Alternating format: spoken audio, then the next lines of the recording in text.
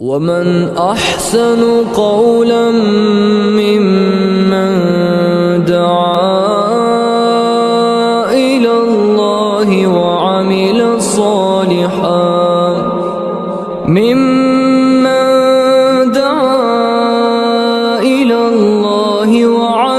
صالحا وقال إنني من المسلمين.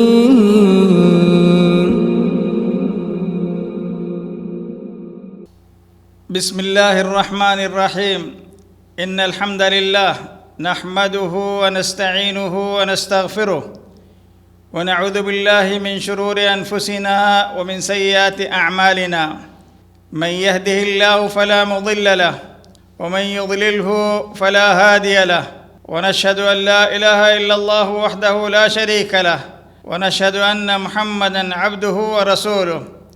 إن خير الحديث كتاب الله، وخير الهدي هدي محمد صلى الله عليه وسلم، وشر الأمور محدثاتها، وكل محدثة بدعة، وكل بدعة ضلالة، وكل ضلالة في النار.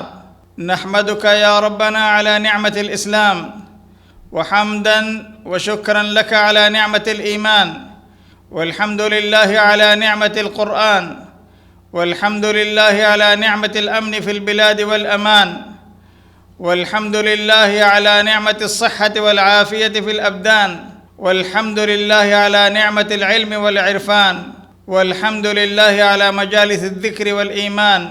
اللهم لك الحمد حمداً كثيراً طيباً مباركاً فيه، ولك الحمد كما ينبغي لجلال وجهك وعظيم سلطانك. سبحانك لا علم لنا إلا ما علمتنا إنك أنت العليم الحكيم. اللهم انفعنا بما علمتنا وعلمنا ما ينفعنا وارزقنا علما ينفعنا وزدنا علما. اللهم إنا نعوذ بك من علم لا ينفع، ومن عمل لا يرفع، ومن عين لا تدمع، ومن قلب لا يخشع، ومن نفس لا تشبع، ومن دعوة لا يستجاب لها. اللهم إنا نعوذ بك من جهد البلاء ودرك الشقاء وسوء القضاء وشماتة الأعداء. اللهم يا مقلب القلوب ثبت قلوبنا على دينك.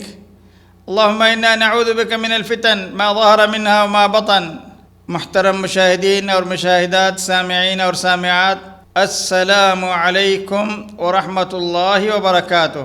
جدہ دعویٰ سینٹر حی السلامہ مملکت سعودی عرب کے فیس بک اور یوٹیوب چینل پر آپ سب کا حسین استقبال ہے۔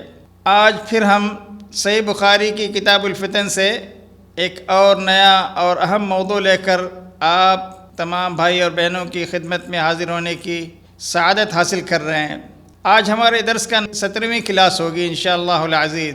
اللہ سے دعا ہے کہ اللہ ہمیں حق بات کہنے اور اس حق کو قبول کرنے، اس حق پر عمل کرنے کی توفیق عطا فرمائے۔ ہماری نیک تمنائیں، پرخلوص دعائیں ہیں کہ اللہ رب العزت آپ سب سامعین اور ناظرین کو خالص ایمان، سچا دین اور صحیح عقیدہ نصیب فرمائے۔ صحت و عافیت کے ساتھ رکھتے ہوئے آپ سب کو خوش و خرم رکھے، دنیا میں جب تک ہم کو زندہ رکھے ہر قسم کے ظاہری اور باطنی فتنوں سے، آزمائشوں سے، ابتلاءات سے محفوظ و معمون رکھے، آمین یا رب العالمین۔ محترم مشاہدین اور مشاہدات، سامعین اور سامعات، آج ہمارا موضوع سخن ہے فتنوں کے دور میں کیا اور کیسا ہوگا۔ دینی بھائیوں، اسلامی ماں اور بہنوں، اس وقت آپ سبھی جانتے ہیں کہ پوری روئے زمین فتنوں کی آماج گاہ بنی ہوئی ہے۔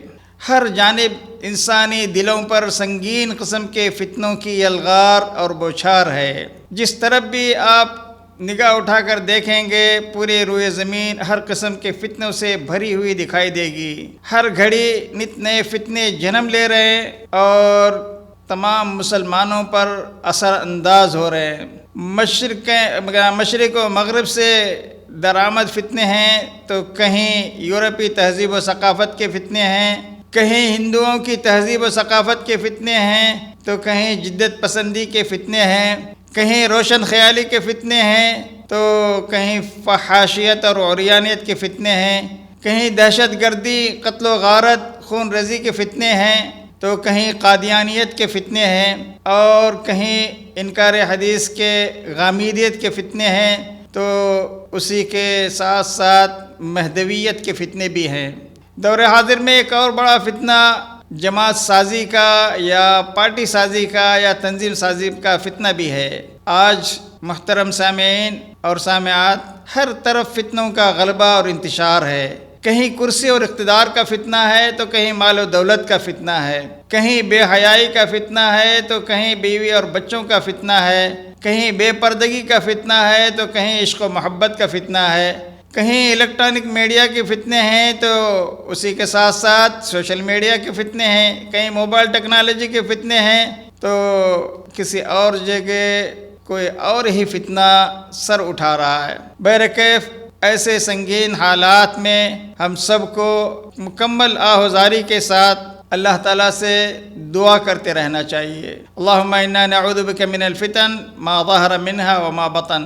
اے اللہ ہمیں ہر قسم کے ظاہری، باطنی، پوشیدہ اور کھلے ہر قسم کے فتنوں سے بچائے۔ محترم ناظرین، آئیے آج شر و فساد فتنوں کے اس دور میں قرآن کریم اور احادیث کی روشنی میں جاننے کی کوشش کرتے ہیں کہ فتنے کے دور میں کیا اور کیسا ہوگا، قیامت سے پہلے کیسے کیسے سنگین فتنے وجود پذیر ہوں گے، ہولناک فتنے سر اٹھائیں گے، قیامت کی وہ کون کون سی چھوٹی چھوٹی علامتیں ہیں جو اب تک واقع ہو چکی ہیں اور بہت ساری علامتیں مسلسل وقوع پذیر ہوتی جا رہی ہیں، جاننے کی کوشش کرتے ہیں۔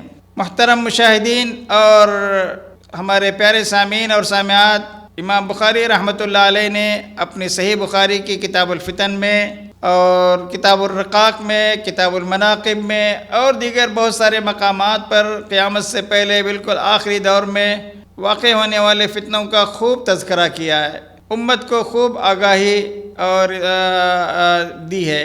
انہی فتنوں میں سے ایک بہت بڑا فتنہ اور بہت بڑی آزمائش علماء کرام کا اٹھنا ہے۔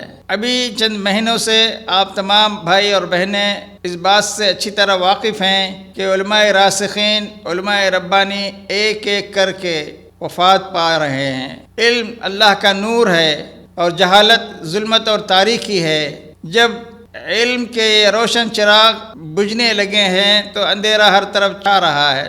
بالکل جب چراغ بجھتا ہے تو تاریکی آتی ہے، تو ٹھیک اسی طرح جب علم اٹھ جائے گا تو ہر طرف جہالت عام ہو جائے گی، ناخواندگی ہر سو پھیل جائے گی، اور جب علم کم ہوگا تو ظاہر بات ہے عمل بھی کم ہو جائے گا۔ تو صحیح بخاری کی ایک روایت میں یرفع العلم وینقص العمل، علم اٹھا لیا جائے گا اور عمل کم ہوتا چلا جائے گا۔ عزیز ساتھیوں، دینی بھائیوں، اسلامی ماں اور بہنوں، آخری دور کے فتنوں میں سے ایک بڑا فتنہ یہ بھی ہے کہ حلال و حرام کی تمیز باقی نہیں رہے گی۔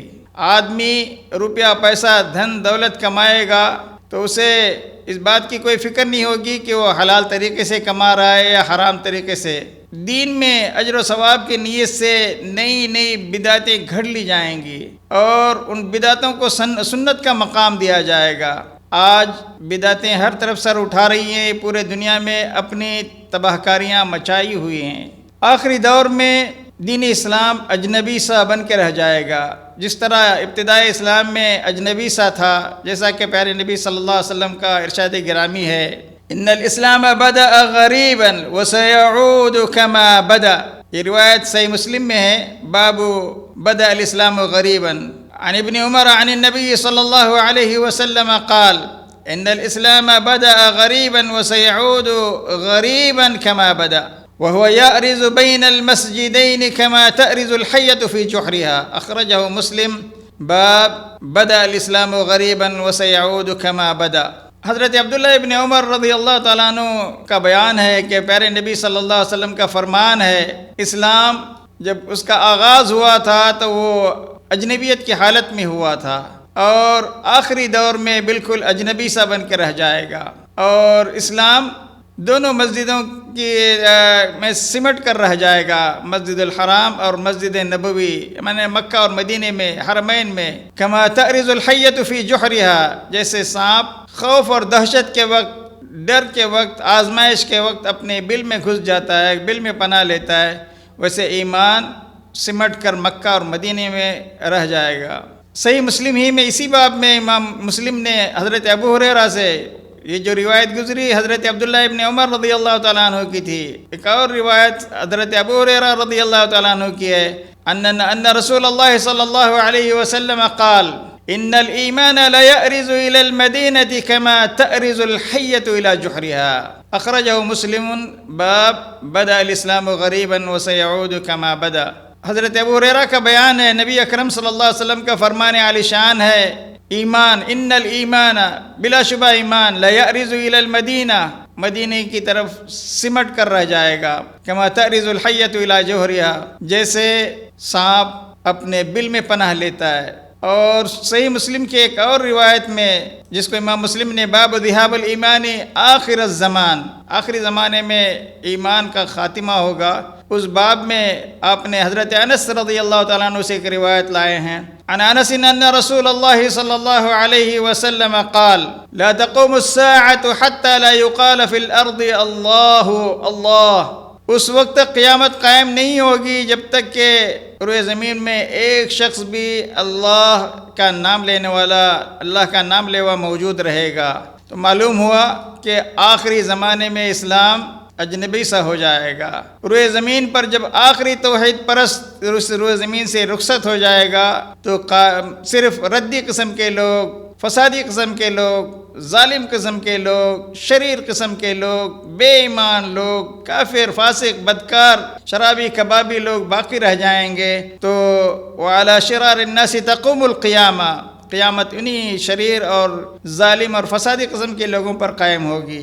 آخری دور کے فتنوں میں سے ایک فتنہ امت محمدیہ کے لوگ یہود نصارہ کی پیروی کریں گے، ان کی اندھی تقلید کی جائے گی. امت اسلامیہ اختلافات اور فرقہ واریت کا شکار ہو جائے گی. ایک روایت میں جیسا کہ آپ سبھی اکثر و بیشتر آپ نے سنی ہوگی کہ یہود و نصارہ 71 اور 72 فرقوں میں بٹ گئے تھے، تو یہ امت 73 فرقوں میں بٹ جائے گی. تو آج آپ دیکھ رہے ہیں کہ امت کتنے ٹکڑوں میں بٹ چکی ہے، کتنے ٹکڑیوں میں تقسیم ہو چکی ہے. کہنے کی ضرورت نہیں، آپ سب حضرات اس سے بخوبی واقف ہیں.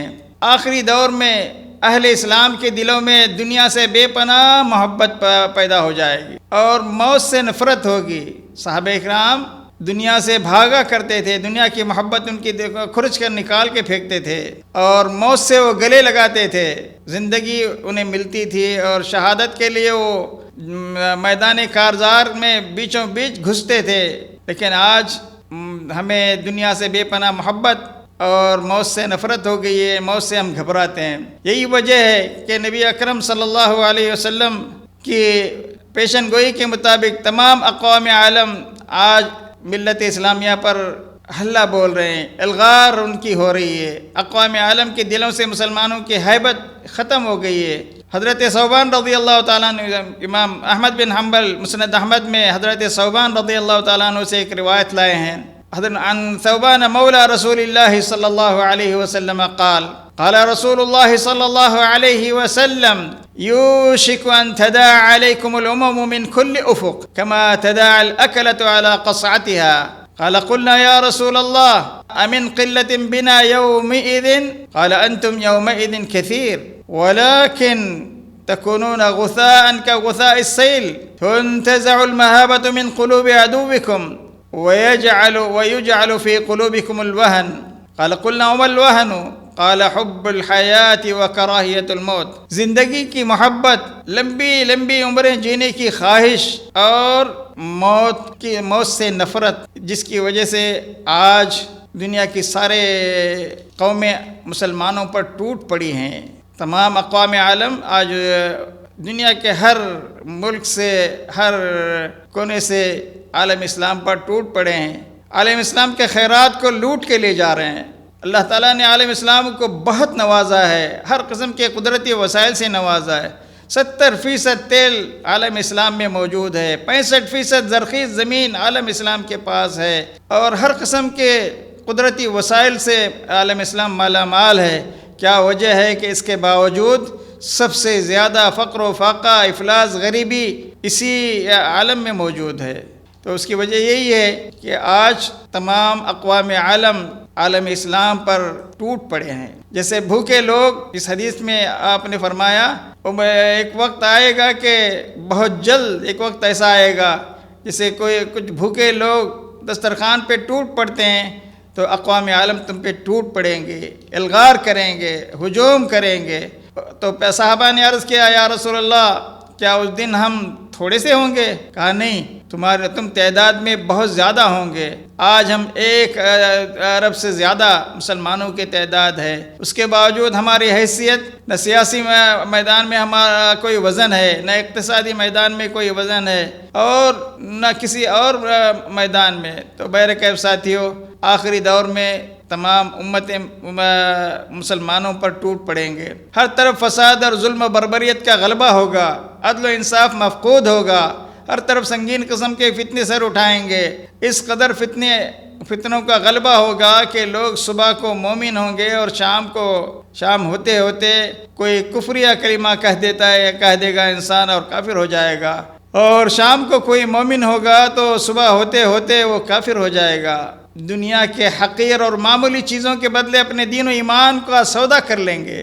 یہ آخری دور کے فتنے ہوں گے۔ آخری دور کی ایک علامت یہ بھی ہوگی کہ پہلی رات کا چاند بہت بڑا نظر آنے لگے گا۔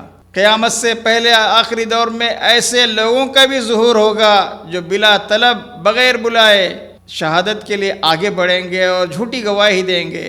اور آخری دور کا ایک بہت بڑا فتنہ یہ بھی ہوگا، ہماری اسلامی شریعت کا ایک بہت بڑا حصہ میراث سے تعلق رکھتا ہے، میراث کی تقسیم سے متعلق ہے۔ چنانچہ لوگوں کے مرنے کے بعد وراثت تقسیم نہیں ہوگی، طاقتور کمزور کو کھا جائے گا۔ اسی طریقے سے آخری دور کے فتنوں میں سے اور قیامت کی علامتوں میں سے ایک علامت یہ بھی بتائی ہے پیارے نبی صلی اللہ علیہ وسلم نے۔ ملک عراق میں دریائے فرات موجود ہے، وہاں سے سونے کا ایک پہاڑ ظاہر ہوگا۔ آپ نے فرمایا جو کوئی اس وقت زندہ ہو اور وہاں پہنچے تو اس میں سے کوئی چیز نہ لے، لوگ اس کے لیے جنگ کریں گے، لڑیں گے، مریں گے، اور بہت قتل و غارت اور خون ریزی ہوگی۔ آخری دور کی ایک اور علامت یہ ہوگی کہ لوگوں میں موٹاپے کی کثرت ہوگی۔ آج دنیا کے صفحے پر، نقشے پر ایک چھوٹا سا ملک ایسا بھی ہے جس کی 90% آبادی وہاں کے لوگوں کی موٹے لوگوں کی ہے۔ اور قیامت کے قریب بازار قریب ہوں گے اور قلم کا ظہور ہوگا، کتابت کی کثرت اور اشاعت ہوگی۔ آج دیکھیں دنیا میں کتنی بڑی بڑی لائبریریاں ہیں، روزانہ کتنی کتابوں کی چھپ کے آتی ہیں، اور کمپیوٹر اور دیگر۔ اب تو موبائل میں بھی آپ بولتے جا رہے ہیں، آپ کا موبائل لکھتے جا رہا ہے، آپ کی آواز کو تحریری شکل دی جا رہی ہے۔ تو یہ آخری دور کے فتنوں میں سے ایک بڑا فتنہ ہے۔ اسی طریقے سے بکثرت بجلی گر کر لوگ مرنے لگیں گے۔ ابھی اسی سال کی خبر ہے کہ ہندوستان کے ریاست یوپی میں اور اسی طریقے سے ریاست بہار میں سینکڑوں لوگوں کے مرنے کی خبر آپ لوگوں نے سنا اور دیکھا بھی ہوگا بجلی کے گرنے سے۔ قیامت سے پہلے آخری دور میں ایک اور فتنہ یہ ہوگا کہ جھوٹے کو سچا سمجھا جائے گا اور سچے کو جھوٹا تصور کیا جائے گا، امین کو خائن سمجھا جائے گا اور خائن کو امین تصور کیا جائے گا۔ انہی قیامت کی نشانیوں میں سے ایک نشانی یہ بھی ہوگی کہ لوگ اپنی بیویوں کی اطاعت اور فرما برداری کریں گے اور اپنے ماں باپ کی نافرمانی کریں گے، حقوق الوالدین، ماں باپ کی نافرمانی کریں گے۔ اور قیامت سے پہلے کی ایک اور علامت یہ ہے کہ لوگ خوش دلی سے زکوٰۃ نہیں ادا کریں گے۔ اللہ کا دیا ہوا بہت کچھ ہوگا۔ آج اگر مسلمان مالدار صحیح طریقے سے نصاب کے مطابق زکوٰۃ نکالیں تو دنیا بھر کے تمام مسلمان غریبوں کا بھلا ہوگا اور دنیا میں کوئی غریب باقی نہیں رہے گا۔ قیامت سے پہلے آخری دور کی علامتوں میں سے ایک علامت یہ بھی ہوگی کہ درندے اور بے زبان جانور کلام کریں گے۔ نبی اکرم صلی اللہ علیہ وسلم کے زمانے میں ایک گائے اور ایک بھیڑیے کے کلام کرنے کی روایتیں موجود ہیں، اور اسی آخری دور قیامت سے پہلے کے دور میں آپ نے فرمایا قاریوں کی کثرت ہو جائے گی، علماء اور فقہاء کی قلت ہو جائے گی، لوگ چھوٹے چھوٹے اصاغر سے طالب علموں سے علم حاصل کریں گے، بڑے بڑے علماء کے ہوتے ہوئے اصاغر سے علم حاصل کیا جائے گا۔ اور اسی طریقے سے اللہ کی نازل کردہ شریعت کے مطابق فیصلے نہیں کریں گے لوگ۔ قیامت سے پہلے آخری دور کی قیامت کی چھوٹی چھوٹی نشانیوں میں سے ایک نشانی یہ بھی ہوگی کہ جزیرۃ العرب میں پھر سے بعض قبائل میں بتوں کی پرستش شروع ہو جائے گی، اور زنا، شراب، موسیقی کو جائز اور حلال کر لیا جائے گا، بدکاری اور فسق و فجور کا بازار گرم ہو جائے گا، فحاشی، بے حیائی، فحش گوئی، عریانیت، بے پردگی، ننگاپن عام ہو جائے گا، لوٹ کھسوٹ، خون خرابہ، قتل و غارت گری عام ہو جائے گی، گمراہ اور بیوقوف حکمران مسلط کر دیے جائیں گے، ظالم سربراہ لوگوں پر مسلط کر دیے جائیں گے، دلوں میں لالچ، بخیلی، کنجوسی پیوست ہو جائے گی، حق تلفی اور ترجیحات عام ہو جائیں گی، احباب نوازی، اقربا پروری کو ترجیح دی جائے گی، جھوٹ بکثرت بولا جائے گا، دھوکہ دہی، فراڈ، مکاری عام ہو جائے گی، حق کو چھپایا جائے گا، باطل کا لوگ ساتھ دیں گے، حق کی مدد نہیں کریں گے، اہل حق کی جھوٹی گواہیاں دی جائیں گی، عہد شکنی کی جائے گی، وعدہ خلافی کی جائے گی، دوستی اور دشمنی کے پیمانے بدل جائیں گے، عزت اور ذلت کا معیار بدل جائے گا، اولاد اپنے والدین کی نافرمانی کرے گی، قطع رحمی عام ہو جائے گی۔ یہ قیامت کی نشانیوں میں سے چھوٹی چھوٹی نشانیوں میں سے آج اب دنیا کا ماحول دیکھ لیجئے۔ پڑوسیوں کے ساتھ برا سلوک کیا جائے گا، اچھے اور برے لوگ گھل مل جائیں گے، صرف جانے پہچانے لوگوں کو سلام الخاصہ سلام کیا جائے گا، خاص لوگوں کو۔ لوگ اپنے بالوں میں سیاہ خضاب لگائیں گے، لوگوں کی عمریں کم ہو جائیں گی، مرگ مفاجات یعنی اچانک اور ناگہانی موتیں بکثرت اور عام ہو جائیں گی، کم عقل، کوڑ مغز بیوقوف لوگ دوسروں کی ترجمانی کریں گے اور اسٹیج کی زینت بنیں گے، اسٹیج پر کھڑے ہو کر لوگوں کے رفاہی کا مشروع سے متعلق گفتگو کریں گے، اور آخری دور میں احمق اور جاہل سب سے زیادہ خوشحال ہوں گے۔ زمانہ جلدی گزرے گا، وقت کی خیر و برکت ختم ہو جائے گی، عمریں کم ہو جائیں گی، مال اور جہاد میں لوگوں کو جہاد میں مال غنیمت ملے گا تو اس سے انہیں خوشی نہیں ہوگی، عورتوں کی کثرت اور مردوں کی قلت بھی ہوگی، ایک مرد کی سرپرستی میں 50 عورتیں ہوں گی۔ صحیح بخاری میں کتاب النکاح میں امام بخاری رحمۃ اللہ علیہ نے کچھ قیامت کی نشانیاں ذکر کی ہیں۔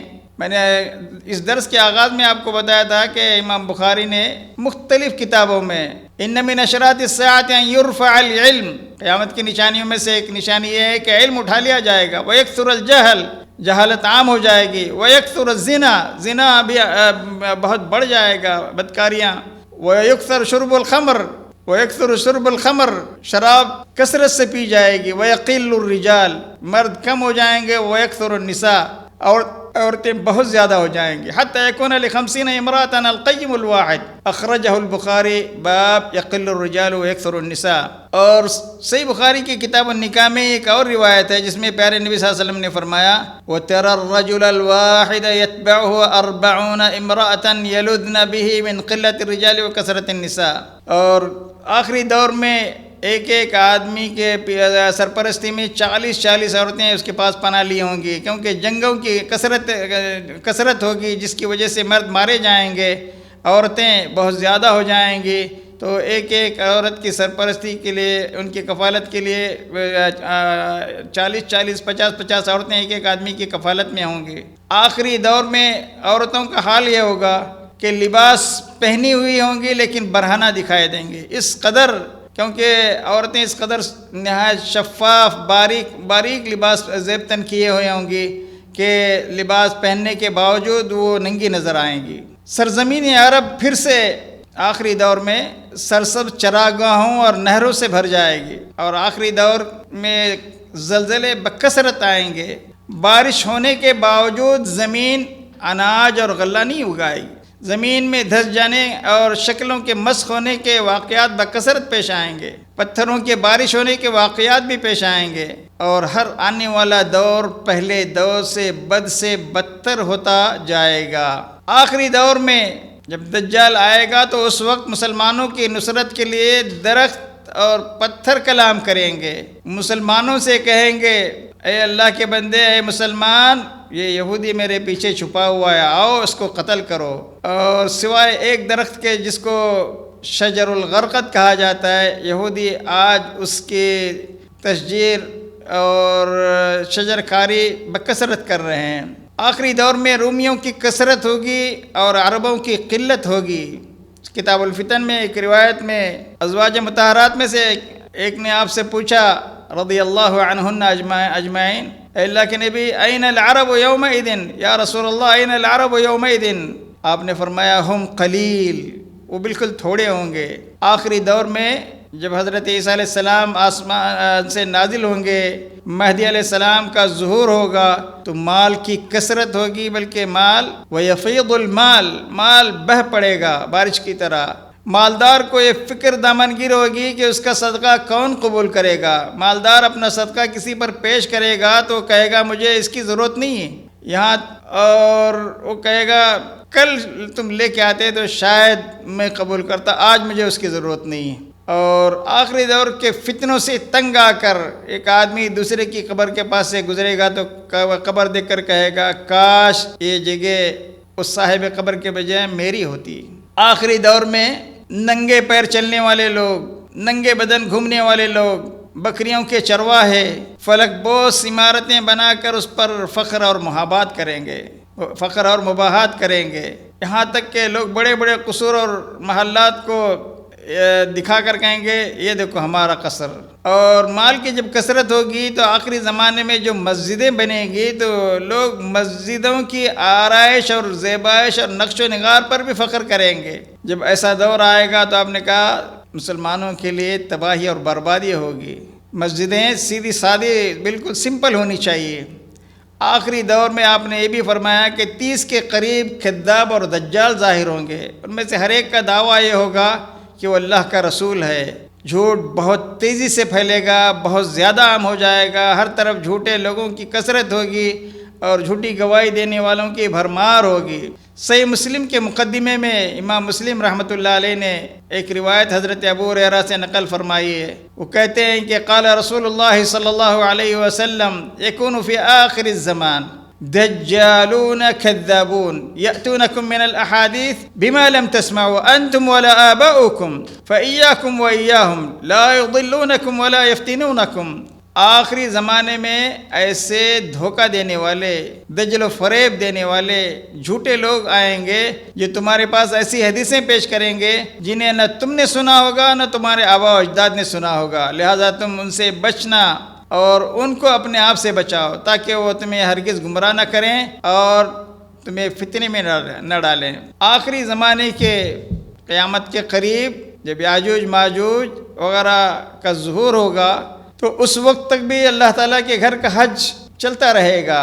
جب یاجوج ماجوج کا خاتمہ ہوگا تو اس کے بعد جب نیک لوگ سب دنیا سے اٹھ جائیں گے تو حج بیت اللہ کرنے والا کوئی باقی نہیں رہے گا، تو حج بیت اللہ بھی رک جائے گا۔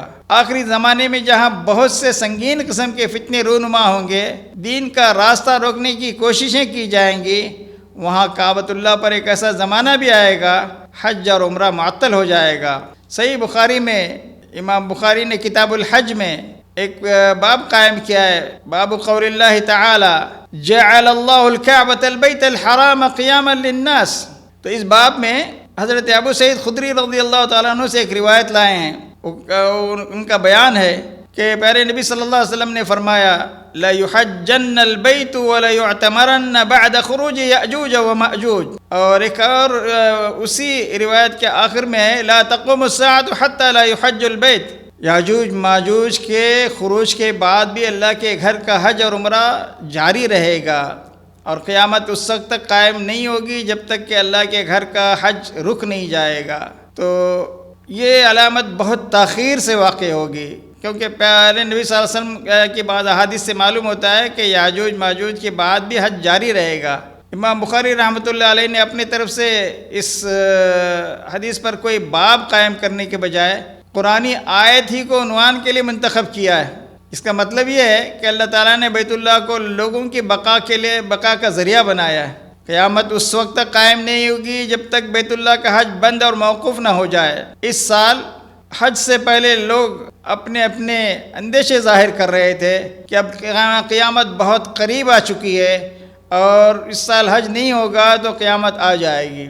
اس حدیث کا محدثین نے مختلف شارحین بخاری نے اور محدثین نے مختلف اس کے مفہوم بیان کیے ہیں۔ اس کا ایک مفہوم یہ بھی ہو سکتا ہے، یہ بھی بیان کیا ہے کہ ایک مدت تک جنگوں اور فسادات کی وجہ سے بیت اللہ کا حج موقوف ہو سکتا ہے، لیکن جب جنگیں رک جائیں گی تو پھر دوبارہ جاری ہو جائے گا۔ ماضی میں بھی کب ایسا ہوا تھا۔ اور اس کے معنی کچھ لوگوں نے یہ بھی بیان کیے ہیں کہ کچھ قومیں لوگوں کو بیت اللہ کا حج کرنے سے زبردستی روک دیں گی، جیسے 70 سال تک روس کی ظالم حکومت نے مسلمانوں کو حج بیت اللہ سے محروم کر رکھا تھا، اور جیسے آج چین کے بعض علاقے کے مسلمانوں کو ڈیٹینشن سینٹر میں رکھا گیا ہے اور ان کو مسجدوں سے محروم کیا گیا ہے، حج بیت اللہ سے محروم کیا جا رہا ہے، اور کسی بھی ارکان اسلام پر عمل کرنے کی ان کو کوئی اجازت نہیں ہے۔ قرآن وہ اپنے ساتھ نہیں رہ سکتے، نماز وہ نہیں پڑھ سکتے، تو برقع اور پردہ ان کی عورتیں نہیں پہن سکتی، تو اس طرح سے ان کو بھی حج بیت اللہ سے محروم کیا جا رہا ہے۔ صحیح بخاری کی شرح جو دارالسلام سے چھپی ہے، جس کے شارح ابو محمد عبدالستار فضیلت الشیخ ابو محمد عبدالستار الحماد حفظہ اللہ ہیں، وہ کہتے ہیں کہ اس باب میں جو حدیث امام بخاری لائے جعل اللہ الکعبۃ، اور آیت قرآن مجید کے ذکر کیے ہیں جعل اللہ الکعبۃ البیت الحرام قیاما للناس، اس کے 3 مطلب ہو سکتے ہیں۔ پہلا مطلب یہ ہے کہ الناس سے مراد مکے کے ارد گرد کے لوگ مراد لیے جائیں۔ اس صورت میں معنی یہ ہوں گے کہ اس بے آب و گیا وادی میں کعبے کا وجود مکے کے آس پاس کے تمام لوگوں کی معاش کا ذریعہ ہے۔ اقصائے عالم سے آنے والے لوگوں کو قیام و طعام اور نقل و حرکت کی خدمات مہیا کرنے کے عوض انہیں اس قدر آمدنی ہو جاتی ہے جس کو وہ سال بھر استعمال کرتے رہتے ہیں۔ ایک مطلب یہ ہوا کہ اہل مکہ اس سے مراد ہیں، یا مکہ کے ارد گرد کے لوگ مراد لے جائیں، آس پاس کے لوگ۔ قیام للناس میں الناس سے مراد دوسرا قول یہ ہے، دوسرا مفہوم صرف عرب کے لوگ مراد لیے جائیں۔ یہ لوگ حرمت والے مہینوں میں بڑی آزادی سے تجارتی سفر کرتے رہتے تھے۔ اس طرح کعبہ پورے ملک کی تمدنی اور معاشی زندگی کا سہارا ہے۔ تیسرا مفہوم وہ کہتے ہیں کہ ہمارے نزدیک آیت کریمہ میں الناس سے جب سے کعبہ بنا ہے اس دور سے لے کر قیامت تک آنے والے لوگ مراد لیے جائیں۔ اس صورت میں اس کے معنی یہ ہوں گے کہ کعبے کا وجود تمام دنیا کے لیے قیام اور بقا کا باعث ہے۔ دنیا کا وجود اس وقت تک قائم رہے گا جب تک کعبۃ اللہ کا احترام کرنے والی مخلوق اس دنیا میں موجود ہے۔ جب اللہ کو منظور ہو کہ اس کارخانے عالم کو ختم کر دیا جائے تو اس وقت بیت اللہ کو بھی ڈھا دیا جائے گا۔ حبشہ کا ایک پتلی پنڈی والا حبشی کعبہ کا رخ کرے گا اور اس کو منہدم کر دے گا، اس کے ایک ایک پتھر کو گرائے گا اور اس کے خزانے پر تسلط جما لے گا۔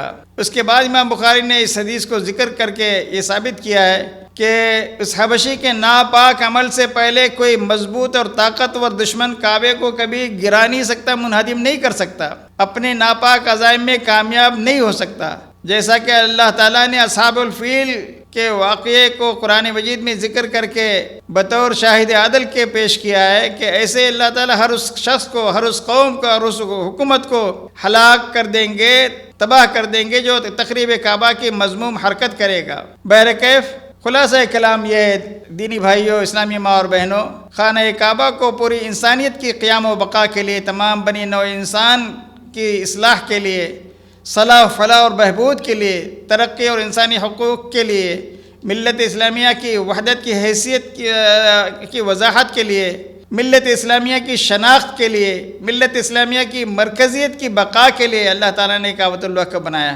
اسی لیے سارے دنیا کے مسلمان اپنی تمام نمازوں میں اسی کی طرف رخ کر کے نمازیں ادا کرتے ہیں۔ بہرکیف قیامت سے پہلے کی کچھ نشانیاں جن کا تذکرہ کر کے ہم آخری چند نشانیوں کا تذکرہ کر کے اپنے درس کو ختم کرتے ہیں۔ حجاز سے ایک بڑی آگ کا ظہور ہوگا، یا سرزمین حجاز سے ایک آگ نکلے گی جو ملک شام کے حوران میں موجود شہر بصرہ کے اونٹوں کی گردنوں کو روشن کر دے گی۔ یہ آگ اس کے تعلق سے علامہ قرطبی رحمۃ اللہ علیہ، اسی طریقے سے حافظ ابن کثیر رحمۃ اللہ علیہ، اسی طریقے سے ابو شامہ رحمۃ اللہ علیہ، بڑے بڑے مورخین اور مفسرین نے لکھا ہے کہ یہ آگ سن 654 ہجری میں سرزمین حجاز سے یہ آگ نکلی تھی، جس کا آغاز ایک زلزلے کے ذریعے سے ہوا تھا۔ مدینے میں ایک آتش فشاں پہاڑ آج بھی وہ پرسکون ہے، تو اس آگ کے شعلے جب بلند ہوئے تھے تو شہر بصرہ کے اونٹوں کی گردنیں روشن ہو گئی تھیں۔ حافظ ابن کثیر بھی کہتے ہیں کہ یہ آگ 3 ماہ تک موجود رہی اور اس قدر شدید تھی کہ مدینے کی خواتین اس کی روشنی میں دھاگا اور سوت کاتا کرتی تھی۔ بہرکیف ساتھیوں، قیامت سے پہلے ایک لطیف اور پاکیزہ ہوا چلے گی، جس سے روئے زمین پر موجود ہر مومن مرد اور ہر مومن عورت کی روح کو قبض کر لیا جائے گا۔ پھر دنیا میں صرف خبیث قسم کے لوگ رہ جائیں گے، فاسق، بدکار، فاجر قسم کے لوگ رہ جائیں گے۔ وہ گدھوں کی طرح گلی کوچوں میں بدکاری کرتے پھریں گے، انہی لوگوں پر قیامت قائم ہوگی۔ بہرکیف یہ فتنے کے دور کا ایک ہلکا سا خاکہ اور اس کی تصویر کشی کہ آپ کے سامنے کی گئی ہے۔ اس کے بعد قیامت کی 10 بڑی بڑی علامتیں ظاہر ہوں گی۔ مہدی علیہ السلام کا ظہور ہوگا، دجال کا خروج ہوگا، عیسیٰ علیہ السلام کا نزول ہوگا، یاجوج ماجوج کا خروج ہوگا، زمین سے ایک دابۃ الارض کا خروج ہوگا، دھواں نکلے گا، مشرق مغرب جزیرۃ العرب میں زمین کا دھنس جانا ہوگا، سورج کا مغرب سے طلوع ہونا، پھر یمن سے ایک پاکیزہ اور نرم ریشم کی طرح نرم ہوا چلے گی، جس سے تمام اہل ایمان کی روحیں قبض کر لی جائیں گی، تاکہ وہ قیامت کے پیدا ہونے والے خوف اور گھبراہٹ سے محفوظ رہیں، کیونکہ قیامت صرف بدترین لوگوں پر ہی قائم ہوگی۔ اس آگ کے تعلق سے یہ بتایا جاتا ہے کہ ملک یمن سے نکلے گی۔ ایک روایت میں ہے کہ ملک یمن کے شہر عدن سے یہ آگ نکلے گی۔